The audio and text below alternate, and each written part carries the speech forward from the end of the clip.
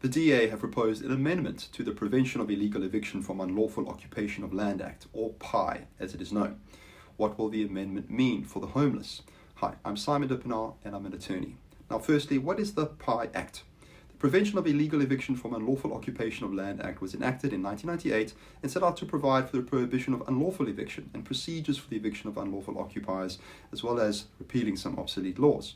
It is intended to protect occupiers from unscrupulous landlords who might seek to evict tenants without following due process, as set out in the Rental Housing Act and subsequent amendments. However, it can at times protect unlawful occupiers who have invaded a property or piece of land, leaving landowners facing a lengthy and costly court battle to regain possession of their property. The DA's proposed amendment seeks to protect property owners from invasions in bad faith. The party wants to ensure that the PIE Act is not used as a defense or a delaying tactic by unlawful occupiers. On the face of it, it would seem to be reasonable. However, human rights group Ndafuni Nkwaza is concerned that the amendment only represents one side of the story and hopes that the amendment will be aligned with protecting the rights of the landless and homeless.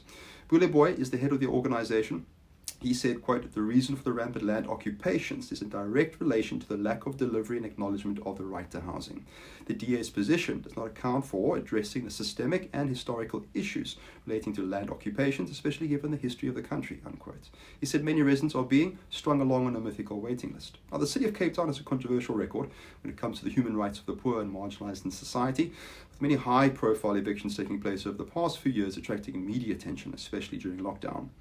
Boy said that the actions of the City of Cape Town law enforcement in humanely and illegally evicting families are testament to a culture of disdain for the laws of the country. What is your view?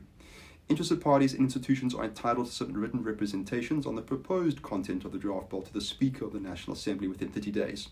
You can do this by emailing your feedback to speaker@parliament.gov.za.